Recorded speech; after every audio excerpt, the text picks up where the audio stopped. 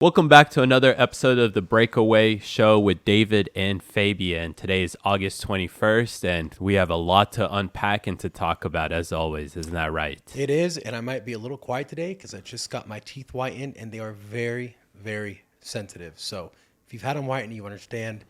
Got it done a few hours ago, but hey, they look good. No pain, no gain. Got to make sure we don't blow any wind towards you either, because I know the wind might be a little sensitive on Anything the teeth. cold, Huh? absolutely. But it's been a quite eventful 3 days, and now we have news of RFK potentially dropping out and supporting Donald Trump, which would send shockwaves throughout the country, basically, because as we were talking, we know RFK can get a lot of the votes. And he's taking apparently a lot more from Trump than he is from Biden, or Harris. So that's going to be interesting to talk about. What else happened in the last few days, David? Well, the DNC started, so all the weird rituals that the Democrats are used to doing, we're seeing it front row on the national television. Yep. It's gotten weirder. It's gotten weirder. And somebody made a great point. So President Trump, during the RNC, he invited families of hostages that are right now in Israel. The DNC, what do they invite? They invite a bunch of people on the stage to take an abortion pill. So Wait, what? So a clear difference between two parties and their conventions, right? So the RNC, President Trump, who did he invite to the attendance? The hostages, family of hostages in Israel right now, or in Gaza. Who does the DNC invite to the convention? People to take a pill on the stage to say, I just took an abortion pill. So They did it on stage. they do it on stage, correct? Wow. Yeah, every year, not every year, obviously, but every convention, that's a big thing that they'll put on the stage a woman or a couple women or a bunch of women that take a abortion pill. I did not know that. So celebrating the killing of babies. Yeah, That's a very interesting thing, actually. well, they did a lot. You saw the same article I saw, how there's a mobile Planned Parenthood unit there, right? Because apparently so many people that are coming to the convention just so happen to need an abortion. Or what's even weirder is that a bunch of these people are on a wait list to get a vasectomy. Like, geez, I seriously don't get it. It's a nihilistic death cult. It literally is, where they don't want anyone to have babies, and they are restricting themselves from having babies. So the men are getting vasectomies, the women are getting abortions. They're not going to procreate enough to perpetuate this leftist ideology. Here's what I think. If I'm the guy pulling the strings in the back, if I'm, I don't know, the Rothschilds or the Bilderbergs or the Soroses, and I really want to depopulate the earth, I'm going to want probably to depopulate, you would assume the weakest people, right? And if these people are so weak-minded that they don't even think that they should have babies themselves because it's a service to the earth, Gaia, then effectively I'm doing the depopulation without actually having to depopulate anyone. I'm just allowing them to be indoctrinated and then depopulating themselves. So the useful idiots are the ones that always, go first. And it looks like this is exactly what's happening again. It is. And a good example of that happening in a country that everybody's talking about is Israel. So before October 7th, the only time you saw Israel on the news was because they were pushing for some sort of judicial reform. Essentially, they said that the Supreme Court has too much power and is able to cancel any legislation put forward by the Knesset, Congress. That was the only time anybody saw Israel on the news before October 7th. Why were they doing this? Well, because the legislation became a super conservative majority. Why? There's only 10 million people that live in Israel. Why would this happen? Well, because conservatives, Orthodox religious Jews, they tend to have a big family, 5, 6, 7 kids. The liberal progressive Jews, that maybe they're not so religious anymore, don't have any kids. So what happened after about 50, 60 years of this state being a state? The conservatives overwhelmingly now, are the majority there. And now they're trying to use any sort of means to try and stop that, which is what was the Supreme Court. So that's a perfect representation of what can happen in the United States in about 50 years. If the ideology among the left is to be anti-family, to do these abortion things at DNC conventions and vasectomies and whatnot, then they're going to depopulate themselves.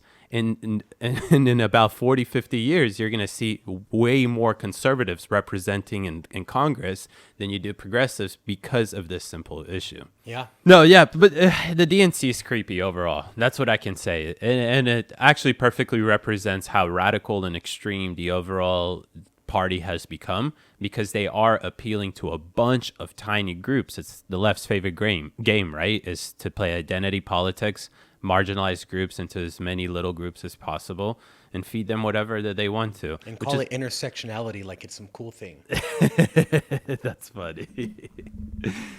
Oh, man. So we've seen, I think Kamala Harris came out last night or tonight. Mm-hmm. And Tim Walz already came out. Obama came out. Biden, they had him on, I think, like at midnight on the first night, past his bedtime, just to mess with him. That is so funny.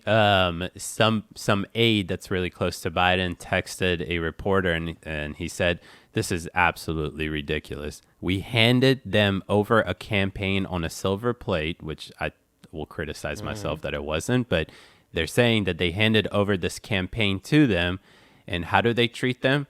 They pushed them out of the prime time. So when people were tuning in, they weren't tuning in to see Biden. They were tuning in to see one of the most popular governors in the United States, Governor Bashir from Kentucky. They didn't want, they want, it's crazy. I think they put Biden strategically there on Monday as a way to just get him out the way and to start to build up the excitement towards Kamala Harris. So not only did they, push him out the way by putting him on Monday, but then they completely pushed him out of prime time and put him in at it was on the East Coast, it was 11:30 p.m. when he started to speak. It was an hour-long speech, which is just incredible. I don't know how he spoke for an hour, but he did. Well, they probably finally gave him his medications for once. You know what I mean? The medications, they seem to have forgotten to give him during the debate night. Yep. And, so we know that Michelle Obama, Mitchell, has spoken at the DNC and said a line that says, "We will never benefit from the affirmative action of generational wealth." Now, this is a bold claim for someone who has an $18 million house on Martha's Vineyard. So I looked up Sasha Obama's net worth, okay? And as of 2024, so this Sasha Obama is obviously her daughter, or someone else's daughter, depending on who you believe. She is worth $10 million. Wait. The daughter? The daughter.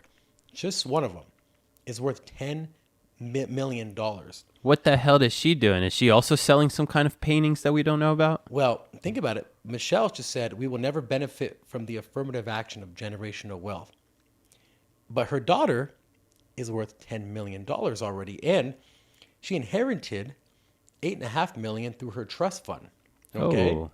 Which includes many real estate assets and investment in stock markets, according to Forbes.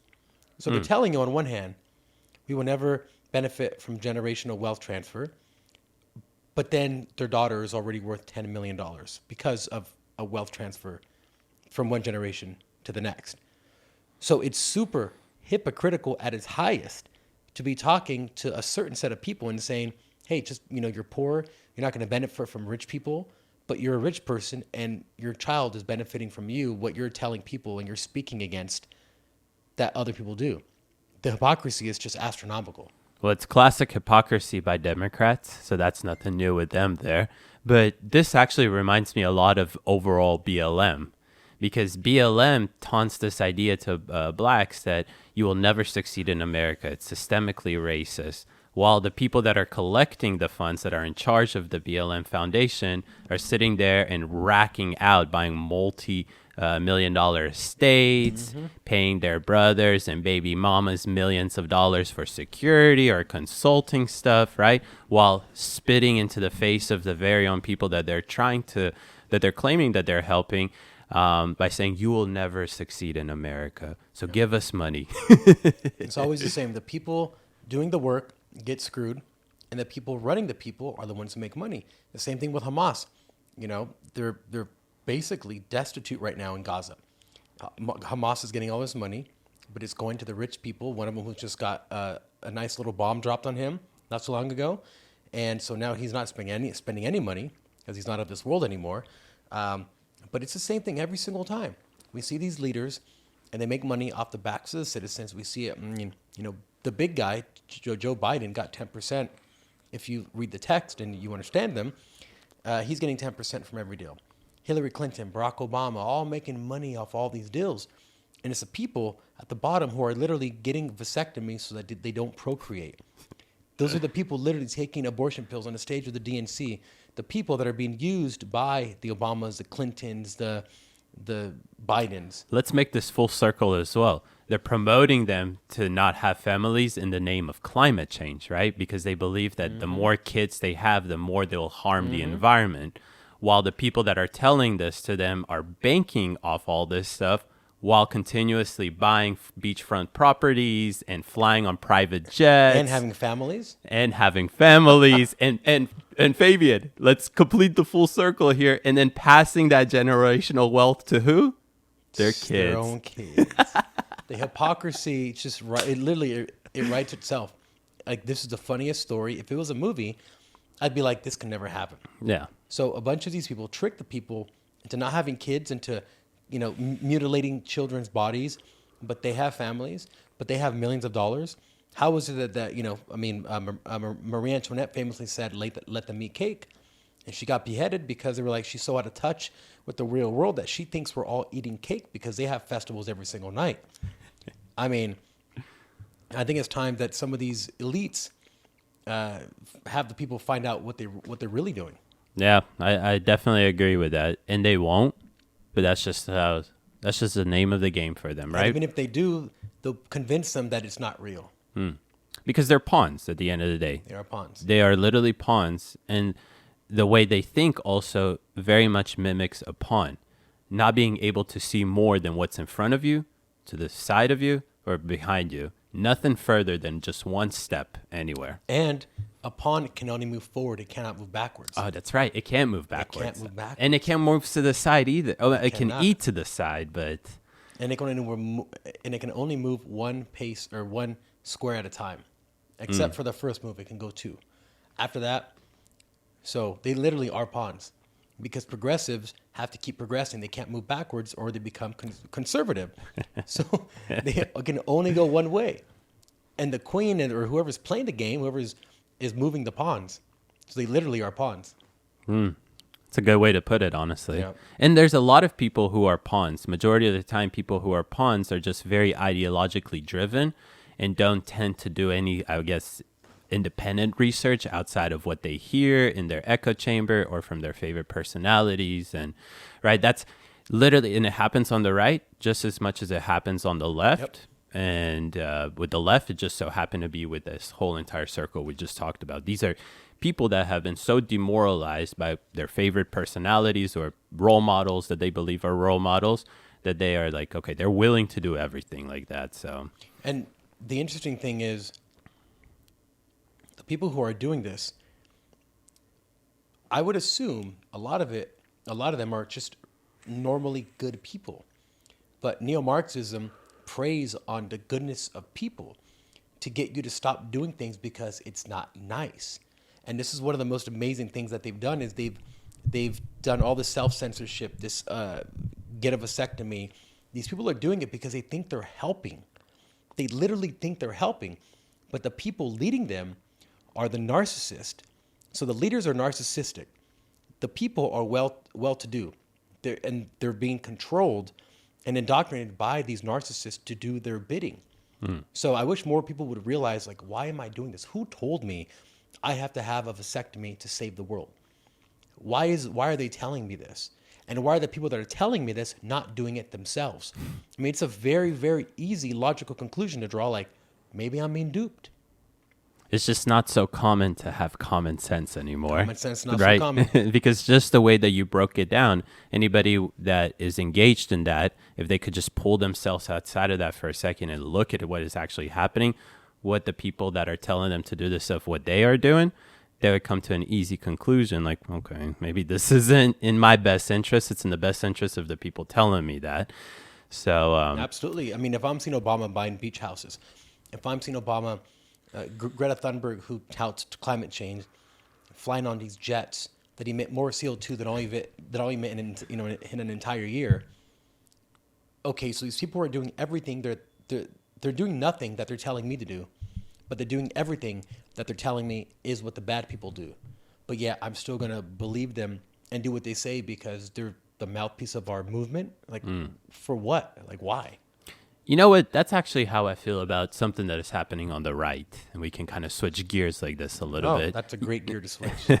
You know, I made a video yesterday that kind of called out Candace Owens. And after I made that video, I actually saw PBD's podcast. And since I saw a little segment of it, I couldn't stop to think about this exact thought that I'm about to say. So we're 75 days from one of the most important elections of our times.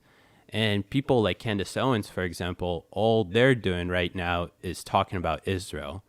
Now, when she talks about Israel, it creates divisiveness within the Republican Party. This division, the civil war, only benefits the left. Yep. When I see the Washington Post outline this, it doesn't help the right. It only benefits the left.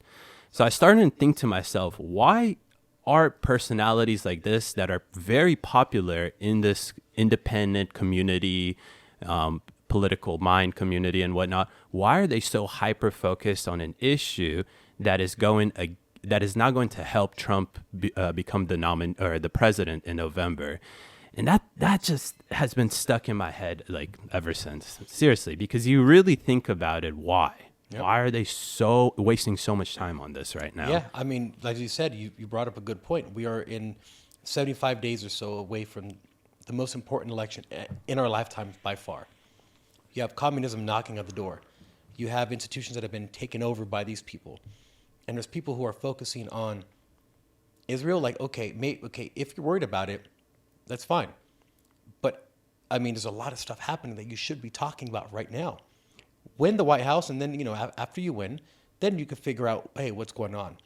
I've always said I think this Nick Fuentes kid is a psyop. You've been literally saying that ever since the minute that I told you about this Nick Fuentes kid. Yeah, I've heard his name. I'd heard his name, and when I researched him, I'm like, hold on a second, this doesn't make any sense.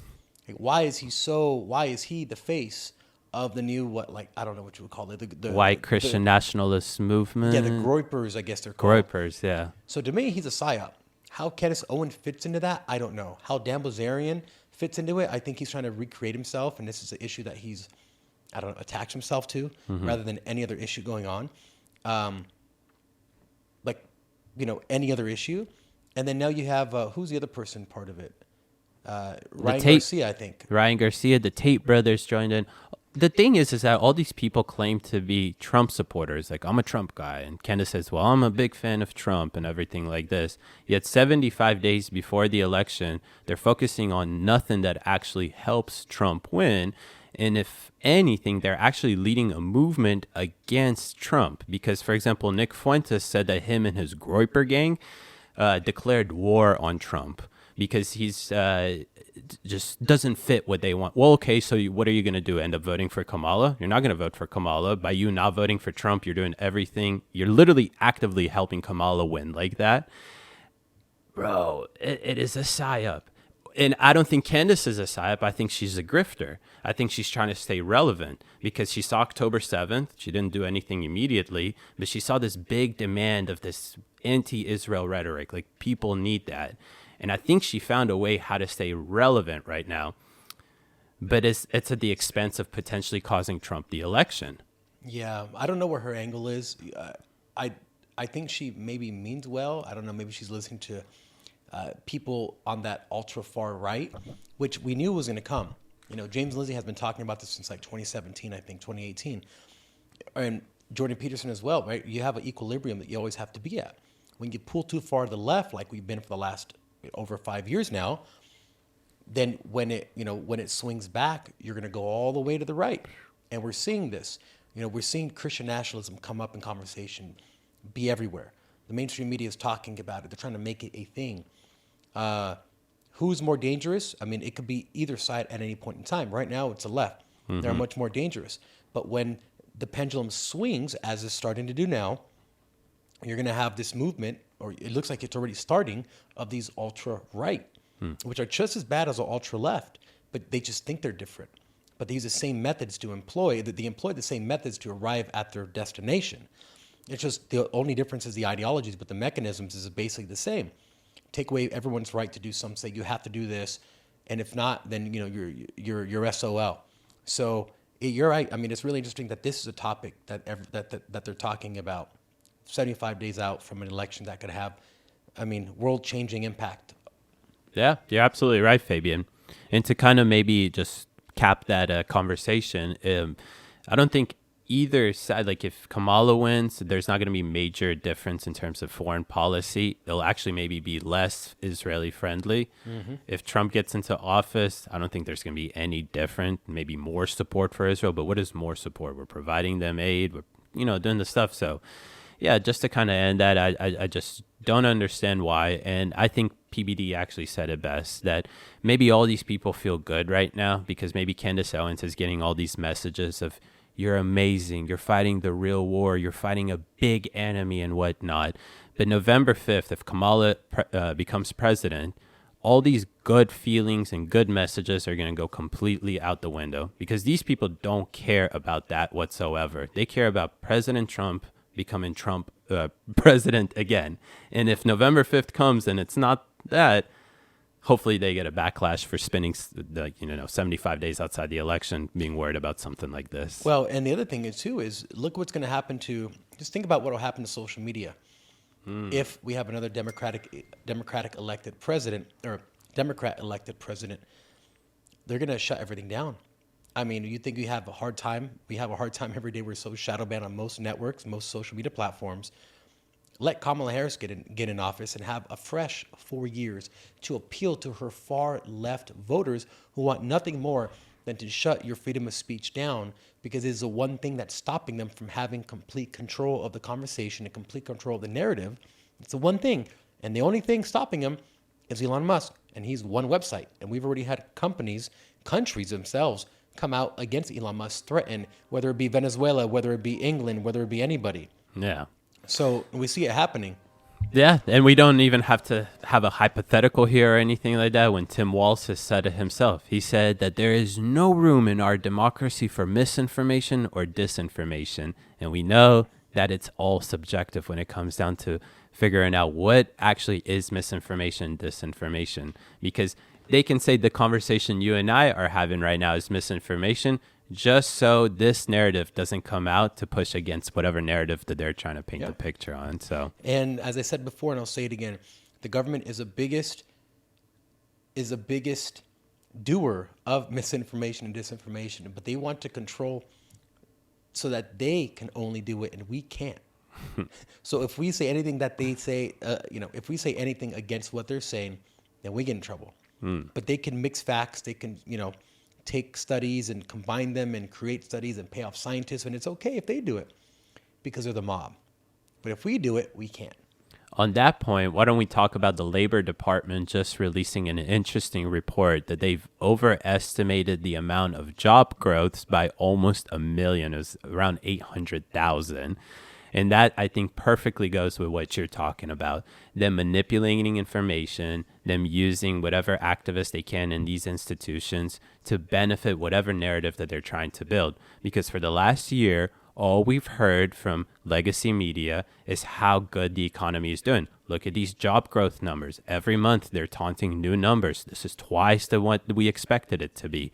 Just for 75 days before the election, to come out with this damning report that they've quite literally overestimated. They didn't overestimate. They gaslit the American people in order to benefit the Harris-Biden campaign. It's interesting to see why they suddenly came out with this report. Yep. But again, perhaps this is just an extension of what you and I have been theorizing about, is that now there's perhaps a campaign against Kamala for how radical she's actually coming out to be. Absolutely. For example, with price gouging or banning, I guess, having a federal ban on price gouging. Yeah. And also one number that I wanted to bring up here because it's pretty eye-opening. During this time, 1.2 million native-born Americans lost employment over the last year. while 1.3 million foreign-born workers found jobs. Oh, look at that. So not only are Americans losing jobs, they're literally being replaced. And this is from the Bureau of Labor Statistics. It just made their largest downward revision of jobs numbers in 15 years. Oh my In God! 15 In 15 years. Imagine getting it that wrong. So you're right. Number one, we're being replaced. Number two, Wait, we heard that that's a conspiracy theory driven by white nationalists on the right. I mean, unless there's 1.2 million white nationalists that lost their job and got replaced, I mean, it's. Sounds about right. But yeah, you're right. Why are they releasing this now? Why are they saying, "Oops, we made a oopsie," when we clearly know that they cook the numbers all the time? Inflation, the amount of money out there, everything's a facade. Is it that there's elements of the Biden White House, the Biden